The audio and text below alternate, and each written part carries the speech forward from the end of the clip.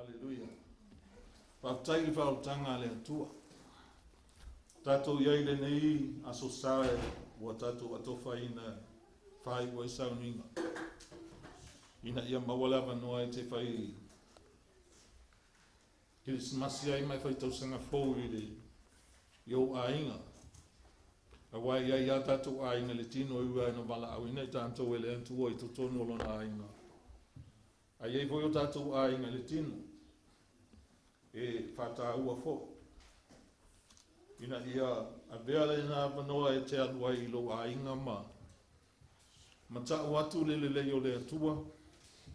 Ele ngata i ni whaamatalanga i te whaia e tu samalapionga le atua. Ai tau atu i lau a meo i lo o langa. Ele lei le atua. A wae le lose le lei o le atua i lo whapeatu tangata e le lei le atua. Ai wa ail tangata i lo o langa e le lei. Amen. Tai tonu la le nei aso e ai longa vo e faamalosi se feau. Ole mea lava e au mai le atua mea na mo tātou. Ole a maua tātou Tusi Faitau le muamua Peteru e wha. So e lau tusi muamua Peteru e wha whai upo lima o si tasi. O le whaululunga o le mataupu lea, Peteru stangata poi sa matuati ngā inga lawa i taimi o sauanga, mapuapua ngā. Ai sa whanau mai eilo na talitonunga, mea na whai mai Peteru o ti ngā ina Keriso whai masui o i tātou. Ina ia whai maupenga i a tātou, nā mea wa oe o ti ngai le tino, wa tu e ia le agasala. Peteru voi lean mana o a oti tanu ia e whaau lalo lo nau. O ona langona i lona whatau ba. O manatu ia le tangata e alu le atua ma le loto e whamaua lalo. E le whatu saina le atua i stangata. Ai e ola i le loto le tamaloa mea tele na whaia i Iesu a mulmuli ai ma o onga lelei. E taula na tusilea o apuapua inga ese. O apuapua inga, lona uminga o ni mea toi whamanatu. Ese mal mea whatonunga, o le mea lai tau whailoa lava ma tau whamalamalama. O apuapua inga, awa mawala lau tusi le tatou Tusi Faitau. Ia nai Faitau mai lea, Faitau le mua e oe lau tusi paia pālani. Te lau ua lava ia upu e tā ua lea mo oe. A o tātou valvala i le teimi o Kisimasi. A o e alu te Kisimasi lo wa inga ma whau pēle atua i so se mea te iai. O wai masani no tala no al tagata faalaina e sa vali la lonei e whaatonu mai le langi lo no langa. O le whai upu le whai matatu matua, whai upu e fitu, a ua lata mai le ngata anga o mea uma lava. O le nā, ia faaautauta ai, ma ia MATAALA outou ma TATALO. A ua lata mai le ngata anga o mea malava. E tau e mwhaiwhainai whapea, o le mea lea, ia faaautauta ai, ma ia MATAALA outou ma le TATALO. E fia faautou le mawhauwhaunga, i whaau le atua, se mawhauwhaunga whapea, wa lata mai le unga o mea FAAUTAUTA, MATAALA, MATAALA. Tele o tangata, e o entulanga lelei o latou o langa toi pa lava i lalo, wa le eise FAAUTAUTA. Amen. Tele tangata e maua ni faamanuianga lelei, au le mea le tasi e faaleanga inai o lelei o se FAAUTAUTA. FAAUTAUTA o se mea e tā fiofia oe, ma whaatontonua lo ma whauwhau, i lau waaianga i luma ina ia mawhai, ona e sao, ma e ui atu po atu ai ngā mea te ui ai, e te le awha aina ai. alu tangata ilan ta vale ai la vea. E mo i wai ai la sene ai ai tala la whapea. Ia e mo i a o levanga i ai la sene o levanga na ta vale. Ai les fautauta. Po sangata fo i whai ngā luenga lelei le bank. Ai no fo ma wha o ngātu pe le bank alu le whai pui pui. E wha apea lava le tala tangata e poto. Ai le exe fautauta.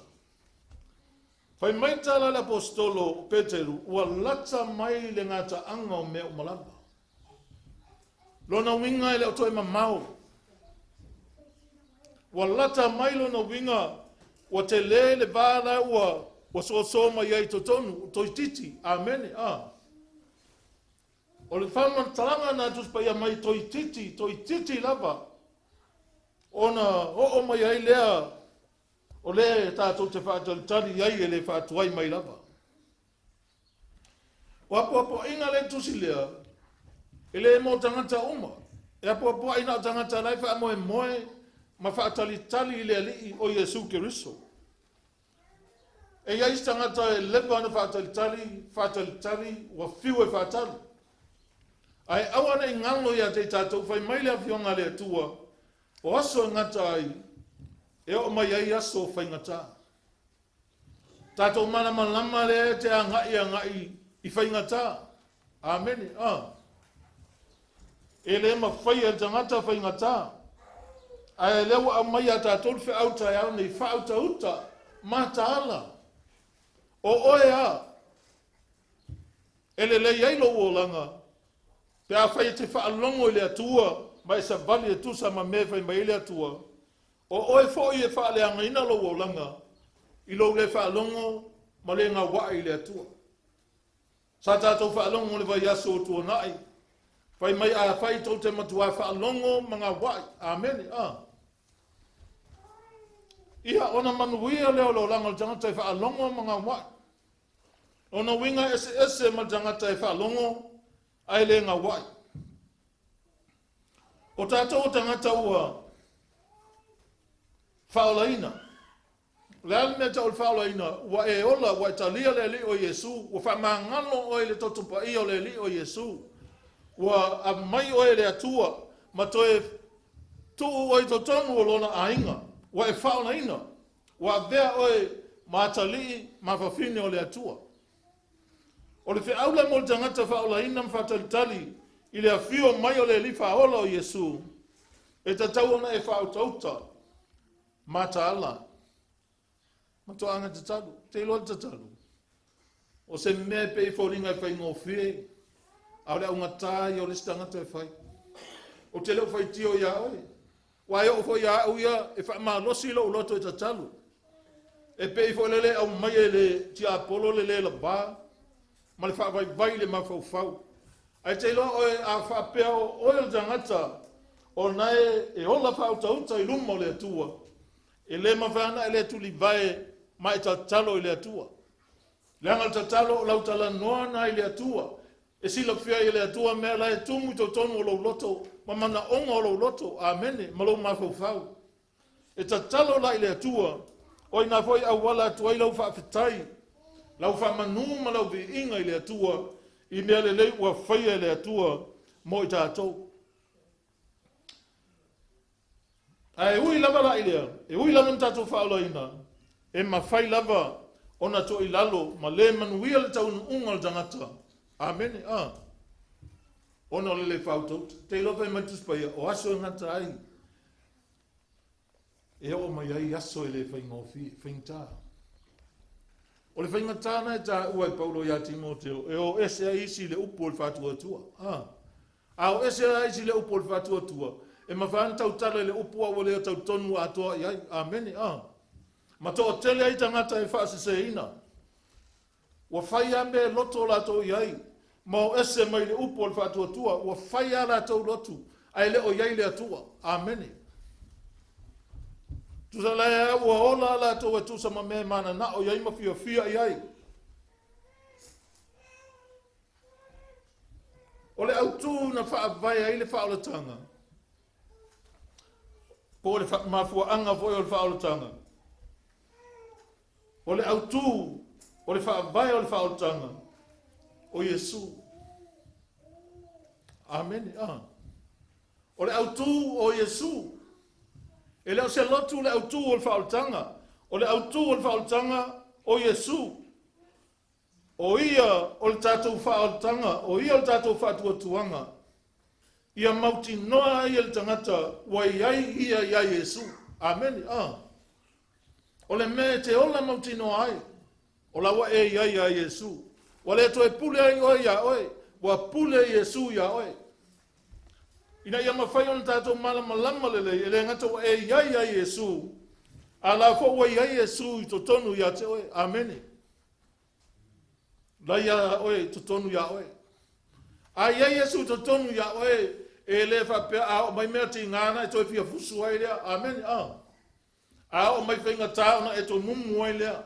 Wa e whaitau ato tusi lea a Peteru. E sau ai le mea lea. Au le mui. Ia le lei au tau a mio e lumo tangata. Lumo no malava. A wafo e iai taimi e sau ai tangata le mea olo e tāpua iai. Mama ai a oe ona wapea lea o tangata la e se ala na mio lena whai. Amen. Ia whaia mea umai le alofa. Aua le whaia le mea male mui. Whai e tusa male maalosi. Wa fo ai mai le atua ia oe. Ma mea wa e maua mai le atua. Amen. E wha ngā e whai ei lau au nanga i le atua. Ina ia vi ia le atua. I mea tātou te whaia. O ia la o le ola. E ola ai tangata lava. Se i tango su e ai lau tusin ngā luenga e sfulma le ono whamulmuli. Sfulu ono whai upo e tōru tasi.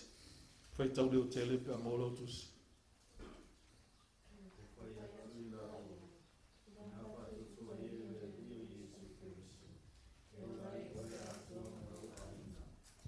O le tala le au so o lena whalpui.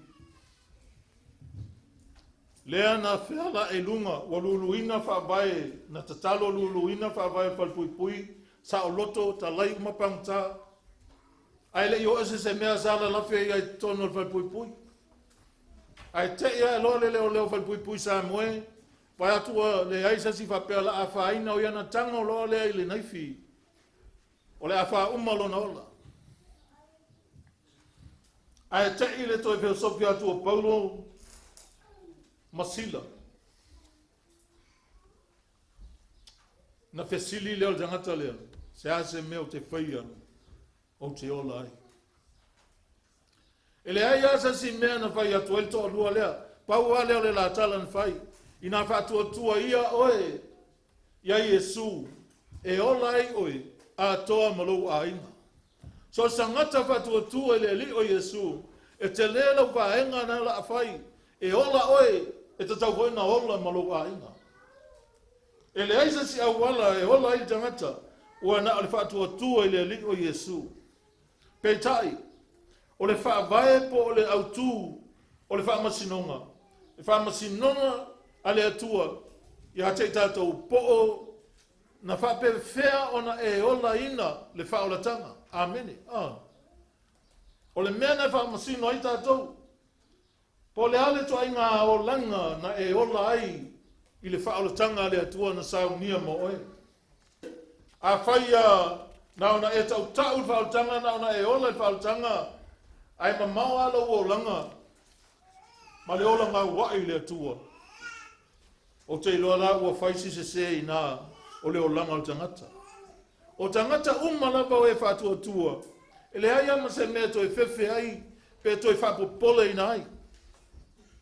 A ua whoi o le po le a lava le tūlanga sai ai lo o langa i le o langa tuai. A o le e whaamasino ina i tātou le whaamasinonga muli o le li o Iesu. Amen. Na te whaamasino ina tangata lava. E le ai asa si whaamasino. E le toi o maini whaamasino mai sesi tu. Pe tau avatu ni whaamasino e pe o mea ia whai laulangi. A whainga tasi whaamasinonga i Samoa. O avatu whaamasino i whafo. A whaamasinonga lea. E whai to o tasi e le li whaolo Iesu. E whaamasino pe na whaapewhea ona e whaonga le whaolatanga.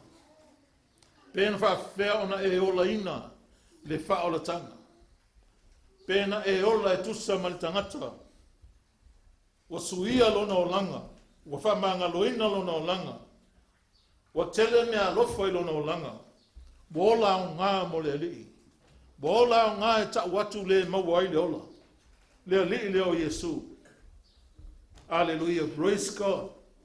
O le tapena ina la o langa e feilo ai ma le alii o Iesu. Tapena o langa ua lata mai le unga mea o malava. E au fia mawhiwhia i to tonu. Malo ua lofa e tupu pea mo le atua. Ma so stangata. Te iloa o el tangata faulaina. E leo o na tuwailo na alofa. Ameni. E tupu pea. E tupu pea lunga lo na alofa. E alofa le li o Iesu. E alofa foi so stangata. Awana e foi sa tu faatasi a Iesu. Le faamatalanga lea. Il faamasalaina o le tulafono. Se su e lau tusi le mātaio, whamolimoli. Mātaio lusu lua whai upo tolu fitu e o le fasifuni.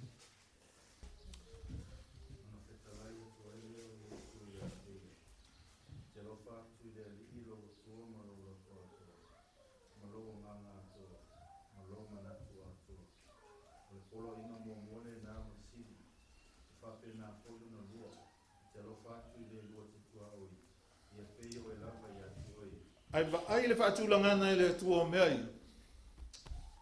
Ia elo whaatu le li ilo watua ma lo loto atoa, a nganga atoa, ma losi atoa. I le whaatulafono ina le li o whengang o le tulafono whengang tuai. E whapea aua nei whaia mo oe ni atua ese i o luma. Yo luma o le atua na. Aua te whaia mo oe se tupua ese, awa i le atua, whaaloalo i le atua, alofa atoa i le atua, tu atoa i ailo loto atoa i le atua, o lo wanganga atoa, ma lo malosi atoa, au auna i le atua. Amen. Hallelujah. Praise God. Lona lua o tulafono na fai mai lua. Alofa le lua tua o i peo o e lava i ate oe. Fai mai tulafono a le atua. Awa te mana o fua i le mea le lua tua oi. Awa te mana o i aila na povi lana asini po lana maa. Po sesia mea. Lona winga alofa i le atua muamua. Alofa i le lua tua oi. Ia peo o e lava i ate oe. Hallelujah. E le mawhauna ape sea i lo o langa mea na. Pe a tupu pe lunga lo wa lofa i le atua.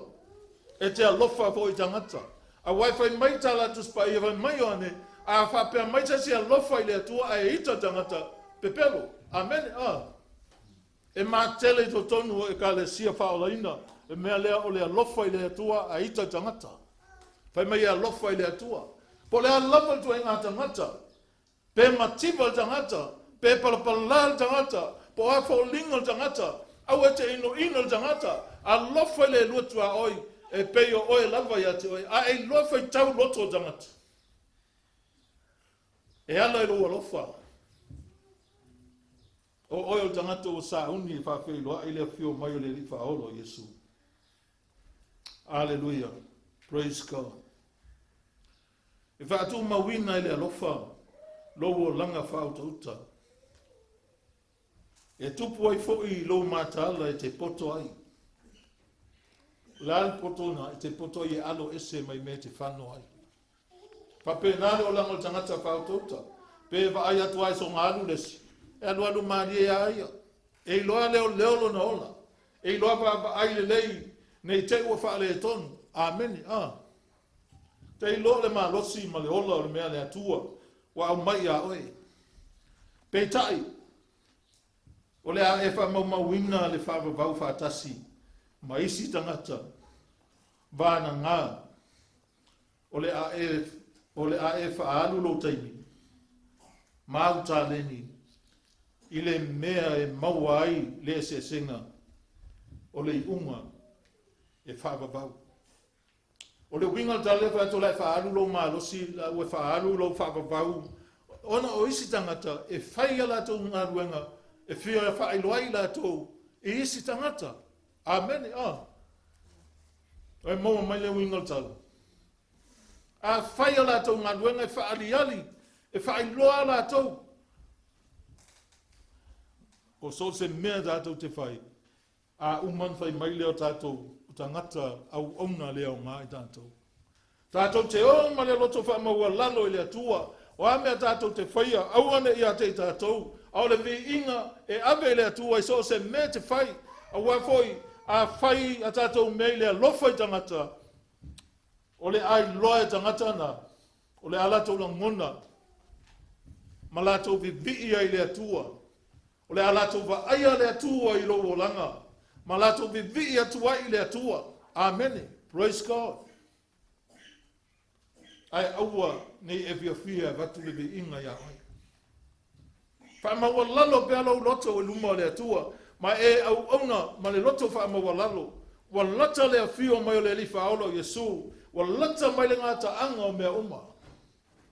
A o oe le tangata o le atua. Ia tu mau lo loto faamaua lalo e luma o le atua. Ia oe manatu o le tangata le au ngā. Ia oe manatu ana le aile atua e le mwhai. O na whaia se mea lelei lo o lana. O la ngona o isi tangata. E whapea le aini a lato tāleni. Whapitoa o iai. Ai ua whamanino mai e Peteru vaenga i e lua. O i tu ai ngā tangata i whai upu se fulu. Ma le suma tasi o Tusi Faitau. Lea sa tatu Faitau ina. E ma whai ana e toi Faitau mai. Whai upu nai lua. Suma tasi.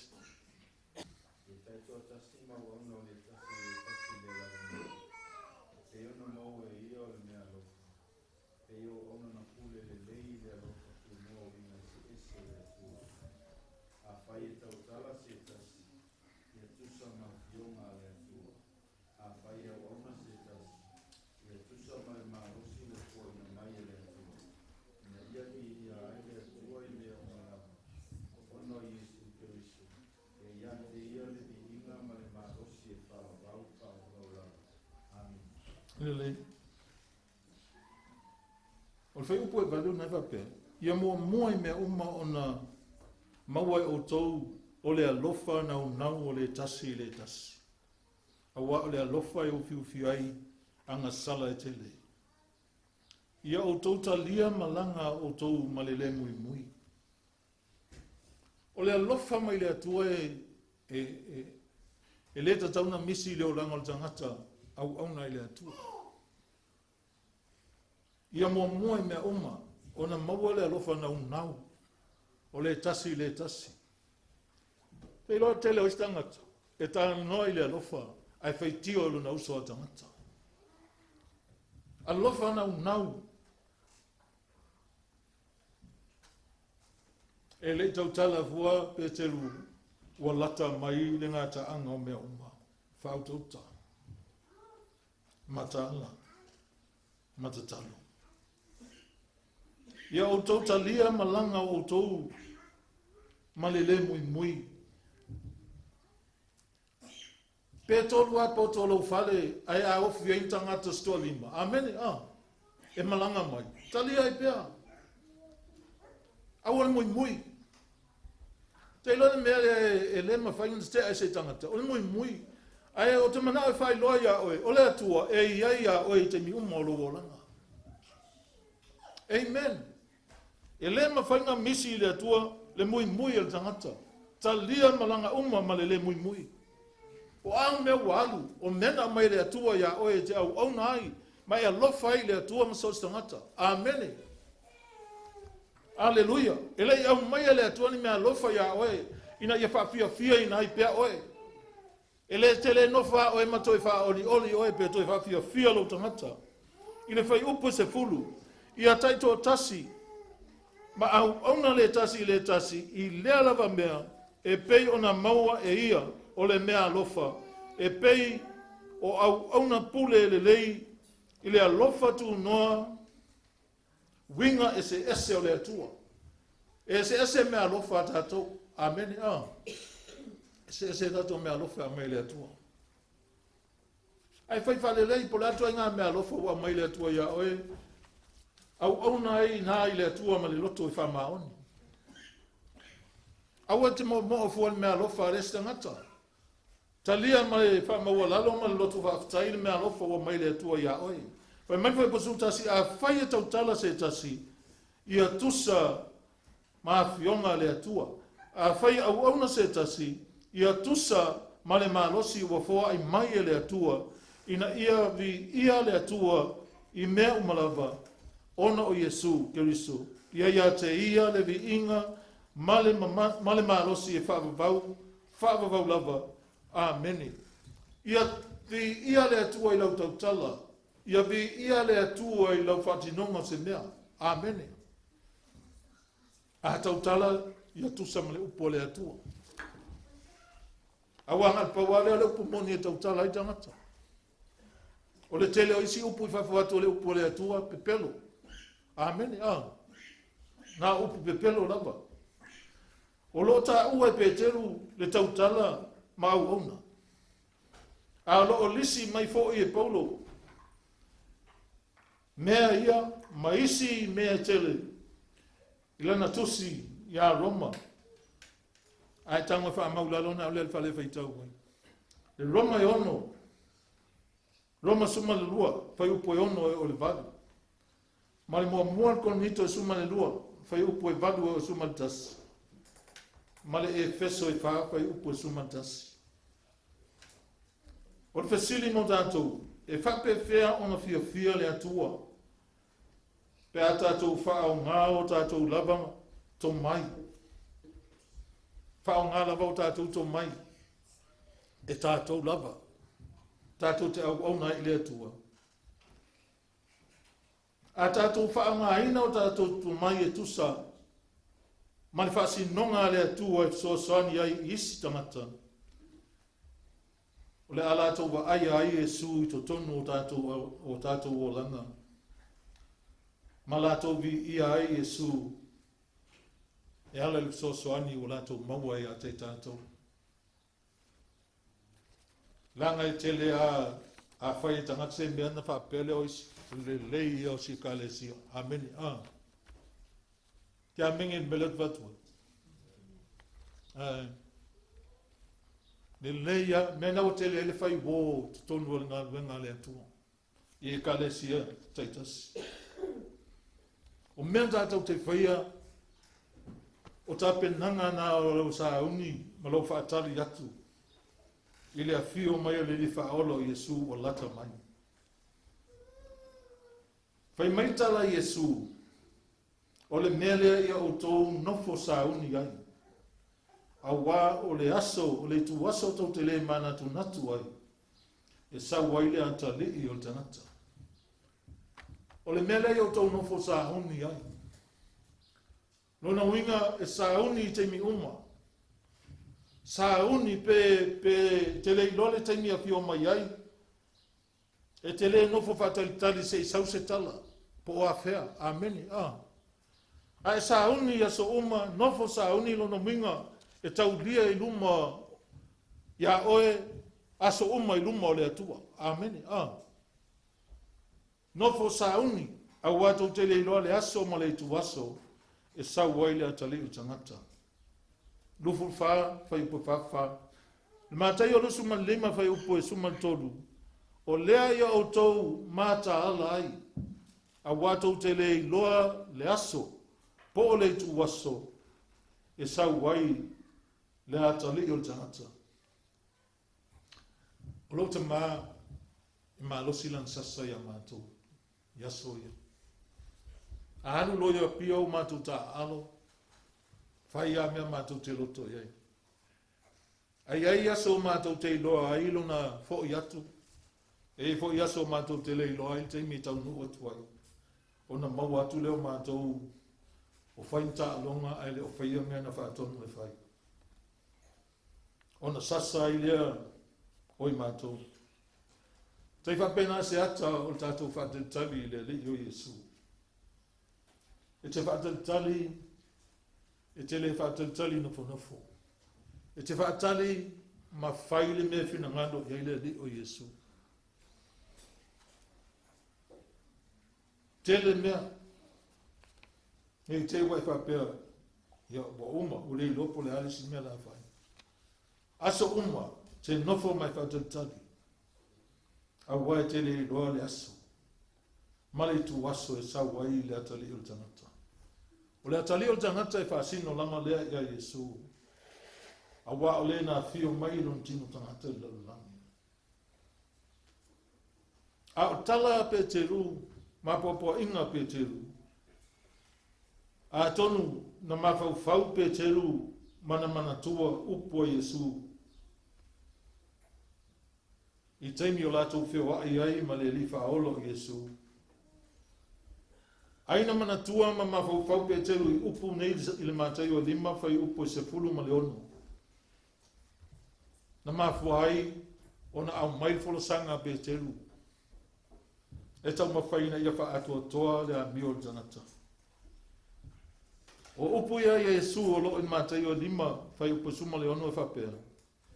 Ia whapea ona papula atu lo outou malama i luma o janata. Ina ia latou i loa la outou wa mio lelei. Latou te vivi atu ai i lo outou tamā o i lelai. O mea lelei tātou te whaia ia mamau lava ona maua iso tātou vi inga. A o mea tātou te whaia o tātou whaawao i le lelei o le atua ma le ami o le atua e tātou lava ona tele ai le vi inga o le atua. Ia vi i ai le atua. Whai mai a tala ia whapea ona pula atu lo tō malama i tua o tangata. Le ai, i luma o tangata. Ina ia lātou i loa la outou a mio lelei. Lātou te vivi atu ai i lo outou tamā o i lelangi. Te loa vi ia tamā o na olana whanau.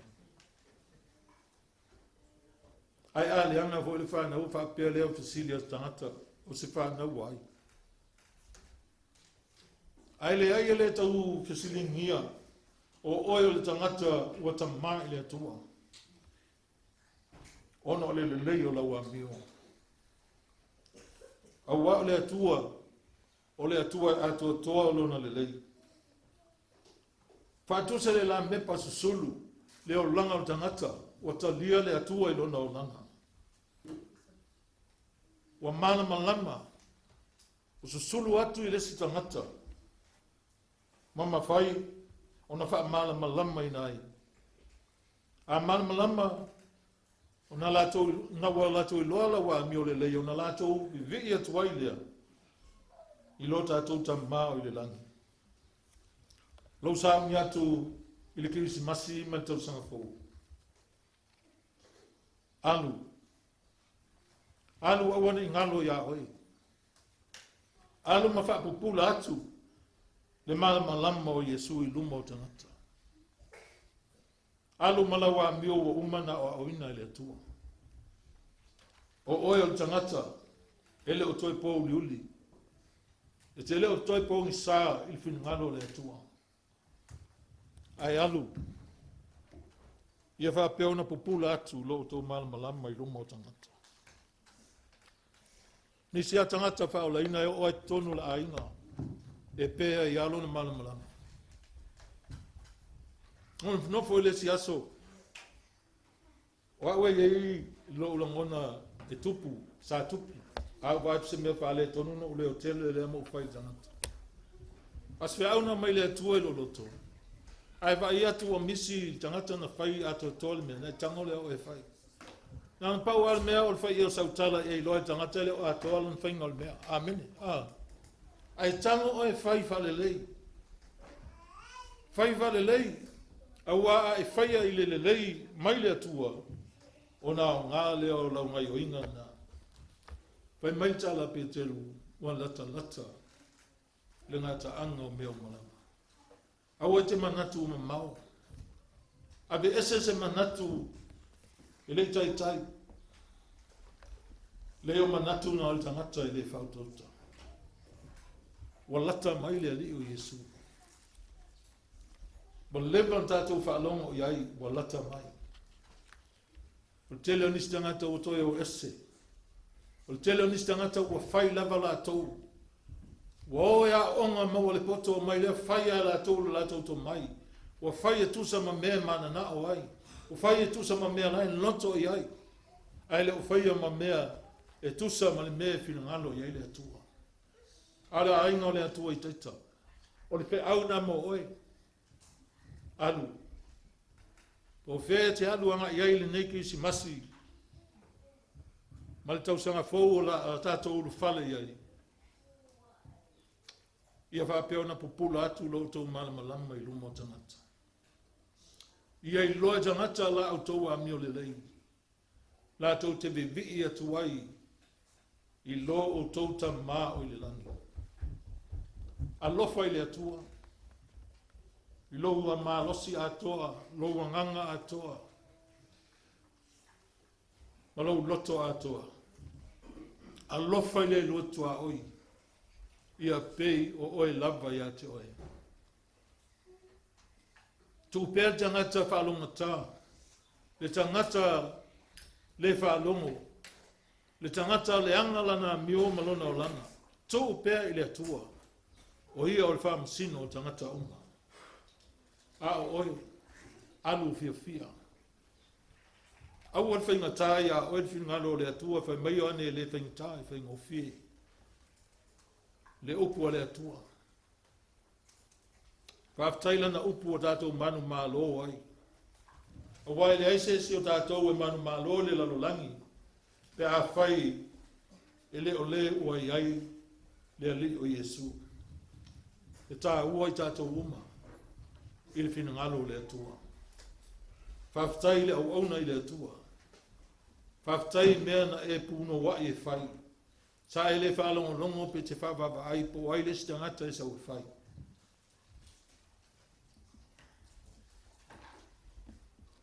Ai sa e whaia. Ona loa lofa i le atua. Sa e whaia lava. Ona le tau lai lauva ai i le atua. Te loa o e tala Iesu. E o ai se ipu vai e te asuina. I le ingolso. E tusa alua tau i malso. Faamalosi ngā luenga le tua. E leo se ngā luenga e whai ngofie, whai mentus pa ia. E le whaalea ngā ina lo tau ti ngā. Ona ole fina ngalo le tua. Faamalosi. La tatou lu whale atu. I tau sang fōu. Male la ngona wa au mai i o tātou loto. Wala talata le i unga o mea unga. O Iesu, po le atua. O ia o le amatanga, o ia o le ngataanga. O ia le muamua, o ia fo'i o le mulimuli. O le alefa ma le omeka. O ia na whaia mea uma. E whaangata fo i ia mea oma. Ai whatalitali tātou le langi fōu ma le lalongi fōu. E pei o lana na folafola mai. Nā o tangata mi o tonu ai e maua. Whaangalo oe. Whaaliali le atua. Whaaliali le li o Iesu. Whaalongo le tauta inga le ngangpa ia. Ia vi ia le atua i me te